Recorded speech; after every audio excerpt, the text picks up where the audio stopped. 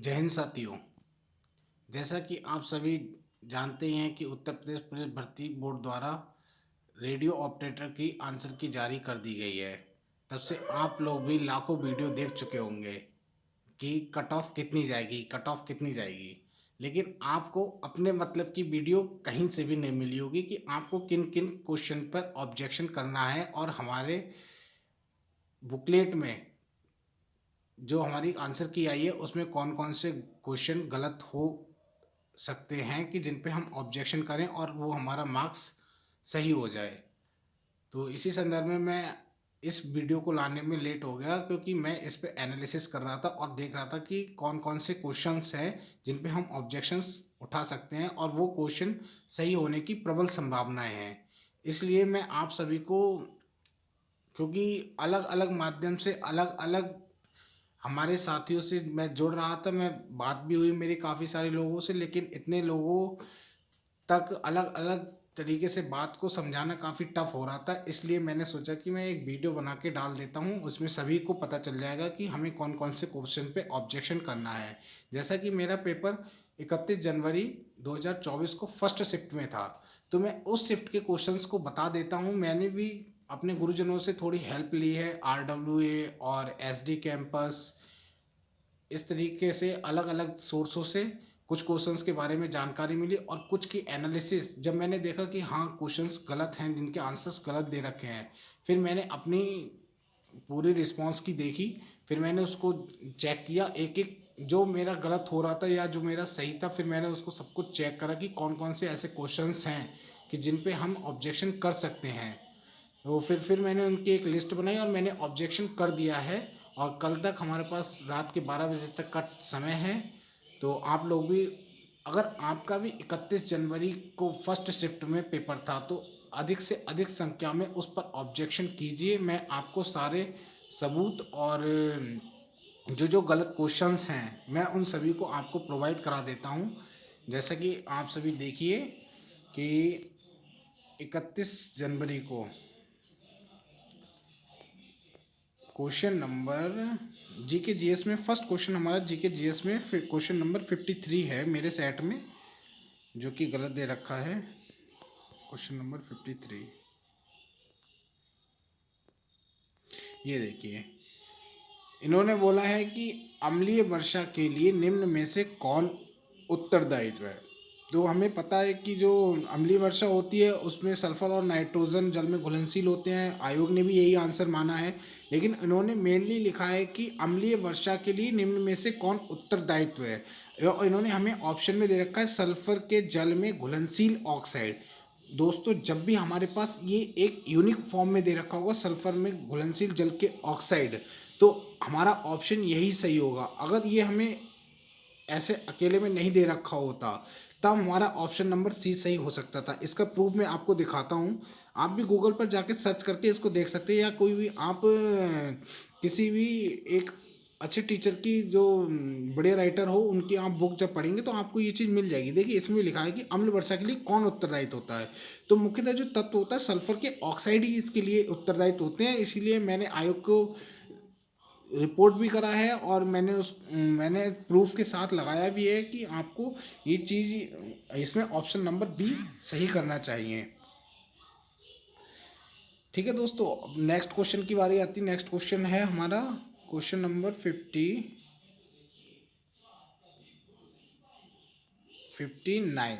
59 में, जैसा कि आप लोगों ने अलग अलग वीडियो देखी होंगी तो वहाँ से भी आपको पता चला होगा कि इसमें हमें 5 मीटर पर सेकंड स्क्वायर के एक बेग। अब हमें सभी को पता है कि जो बेग की यूनिट होती है वो मीटर पर सेकंड होती है। बेग की यूनिट मीटर पर सेकंड होती है, हम सभी जानते हैं। बट यहाँ पे इन्होंने मीटर पर सेकंड स्क्वायर देती है। तो इसीलिए हमें यहाँ पे जो ऑब्जेक्शन करेंगे उसमें हमें लिखना पड़ेगा कि इसमें क्वेश्चन हम क्या गलत दे रखा है। ठीक है, इसमें आयोग मानता है, वैसे तो मानना चाहिए क्योंकि ये टाइपिंग मिस्टेक है, और ये इंग्लिश में भी इन्होंने मिस्टेक करी है। क्योंकि अगर हो सकता था कि, क्योंकि अधिक से अधिक पेपर में हम लोग देखते हैं कि इंग्लिश का मान्य करते हैं, तो इंग्लिश में भी इन्होंने 5 मीटर पर सेकंड स्क्वायर ही लिखा है, वेलोसिटी ऑफ 5 मीटर पर सेकंड स्क्वायर। सो दैट ये क्वेश्चन रॉन्ग होना चाहिए और इसका एक कॉमन नंबर सभी को मिलना चाहिए।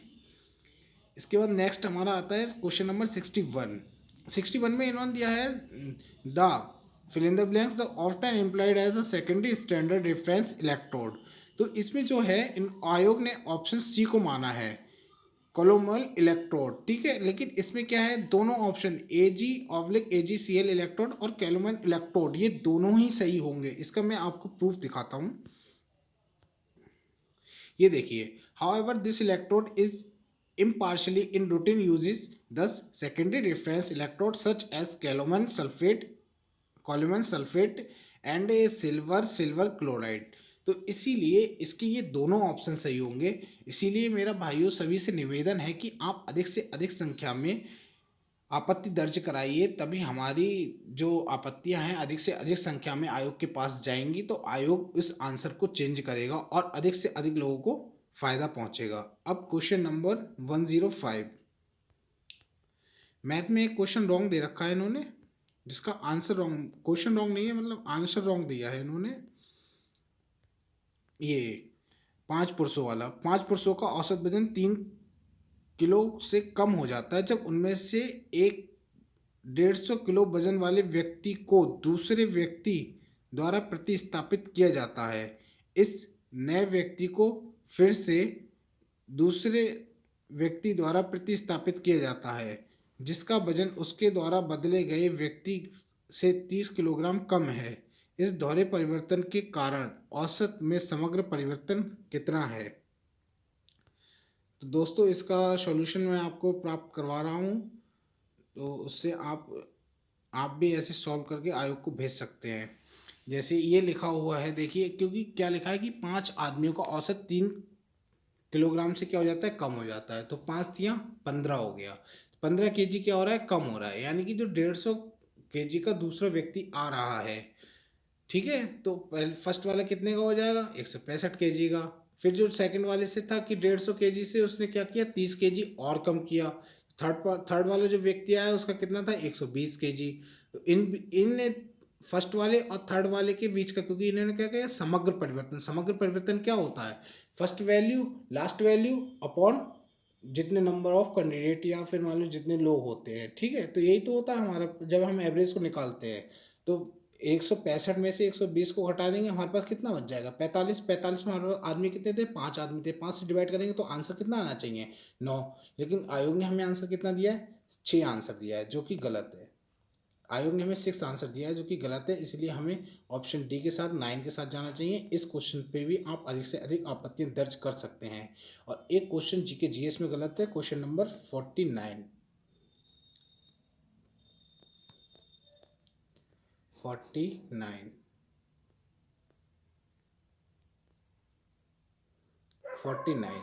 ये दे रखा है इसमें, पुलिस अधिनियम 1861 की धारा 8 के अनुसार किसी पुलिस अधिकारी के निलंबन की अवधि के दौरान निम्नलिखित में से क्या जारी रहेगा और स्थगित नहीं किया जा सकता। तो मैं इसका प्रूफ आपको दिखाना चाहता हूँ। आप जब गूगल पे सर्च करेंगे तो आपको ये सब चीज़ मिल जाएगा, या आप पुलिस अधिनियम 1861 को जब पढ़ेंगे तो उसकी धारा 8 के अंतर्गत आपको विशेष रूप से ये चीज़ पढ़ने को मिल जाएगी कि पुलिस अधिकारी हमेशा ड्यूटी पर रहते हैं, ठीक है, और जिले के किसी भी हिस्से में नियोजित किए जा सकते हैं, उन्हें जिले के किसी भी हिस्से में लगाया जा सकता है। प्रत्येक पुलिस अधिकारी इस अधिनियम में निहित सभी उद्देश्यों के लिए उसे हमेशा ड्यूटी पर माना जाता है, ठीक है। जो इसमें जो निहित उद्देश्य हैं उनके लिए उसे हमेशा ड्यूटी पर माना जाएगा। किसी भी समय उसे एक के रूप में नियोजित किया जा सकता है। सामान्य पुलिस जिले के किसी भी भाग में पुलिस अधिकारी, ठीक है। तो इसमें जो ऑप्शन है वो आयोग ने ऑप्शन डी माना है कि उनके अधिकारियों के प्रति उत्तरदायित्व। अगर उनके अधिकारियों के प्रति उत्तरदायित्व होगा तो जैसा कि आपने पढ़ा, तो इसमें उन पर निहित विशेषाधिकार, यानी कि जो उन पर विशेष अधिकार होगा। ये क्वेश्चन को घुमा के दिया है, लेकिन मेरे अनुसार इसके जो आंसर है ए, बी और डी तीनों, क्योंकि अगर उनके प्रति उनके अधिकारियों के प्रति जो उनका उत्तरदायित्व है, तो यानी कि उन पर जो निहित उनका अधिकारियों का जो विशेष अधिकार है वो भी बना रहेगा। तो मेरे हिसाब से फिर ऑप्शन बी भी सही होना चाहिए, और बी सही होगा तो उन पर निहित कार्य यानी कि जो उनके अंडर रह के वो कार्य करेंगे तो वो भी होगा। तो इसलिए ऑप्शन ए, बी और डी ये तीनों ऑप्शन सही होने चाहिए। इसमें मल्टी ऑप्शन सही है, इसीलिए अधिक से अधिक लोग इस पे ऑब्जेक्शन कीजिए। और ये हमारे 4 से 5 क्वेश्चन होते हैं, और 4 से 5 क्वेश्चंस का मतलब अगर हम 4 क्वेश्चन लगा लें तो 2.5 नंबर से, तो ये हो गया 25 चौका 100 यानी कि 10, हमारे 10 नंबर इंक्रीज हो जाएंगे। और भाइयों एक एक नंबर से बहुत कुछ होता है, इसीलिए अधिक से अधिक ऑब्जेक्शन कीजिए, क्योंकि आप सभी के लिए ये वीडियो इन्फॉर्मेटिव लगी हो तो इसे लाइक करें और अधिक से अधिक लोगों के पास शेयर करें, जिससे कि अधिक से अधिक लोगों का भला हो और अधिक से अधिक लोग क्या करें कि ऑब्जेक्शन करें। जब ज़्यादा ऑब्जेक्शन होंगे इन्हीं क्वेश्चंस पे, जो डाउट वाले क्वेश्चन है इन्हीं क्वेश्चंस पे ज़्यादा से ज़्यादा ऑब्जेक्शन होंगे, तो आयोग जरूर आंसर को चेंज करेगा। अगर कम लोग ऑब्जेक्शन करेंगे तो हो सकता है कि आयोग इसे चेंज ना करे।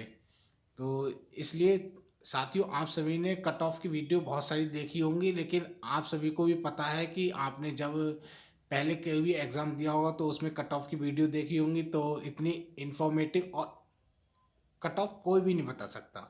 मैं आपको सच बताऊं तो कट ऑफ कोई भी नहीं बता सकता, क्योंकि जितने लोगों ने फॉर्म भरा होता है, जितने लोग एग्ज़ाम देते हैं, किसी के पास एक्चुअल डेटा तो होता नहीं है। वो जो गूगल फॉर्म भरवा के या किसी तरीके से 10-15 हज़ार बच्चों का अगर आप डेटा ले लेते हैं, तो उसके आधार पे आप क्या कट ऑफ बता सकते हैं। एग्ज़ाम 50 हज़ार, 70 हज़ार, 80 हज़ार, 1.5 लाख, 1 लाख बच्चे एग्ज़ाम दे रहे हैं, तो आप 50-15 हज़ार, 10 हज़ार के आधार पे कैसे कट ऑफ को आप कैसे कट ऑफ जारी कर सकते हैं। तो इसीलिए भाइयों, कट ऑफ के चक्कर में ना पड़िए। जो आपका कार्य है, आपका मेन फोकस होना चाहिए कि हमें ऑब्जेक्शन मांगा गया है तो हमें ऑब्जेक्शन करना है। आप अपनी आंसर की को निकालिए, आपके जो क्वेश्चन रॉन्ग है आप उन क्वेश्चन को चेक करिए, और उनका अगर कहीं से भी आपको सही लिंक मिल रहा है तो आप उस पर ऑब्जेक्शन करिए। और कट ऑफ तो आयोग ही जारी करेगा, जब रिजल्ट आएगा तो सब कुछ पता चल जाएगा। और पहले के एग्जामों में आपने देखा होगा कि बहुत सारे लोगों की कट ऑफ धरी रह गई थी। इसीलिए आप ज़्यादा चक्कर में ना पड़ें और आप आगे की अपनी पढ़ाई कर जारी रखते रहें। और इसके साथ में ही जो मैंने बताया है ये क्वेश्चन है, इन पे आप ऑब्जेक्शन कर दीजिए। इसी के साथ मैं अपनी बात को समाप्त करता हूँ। जय हिंद साथियों।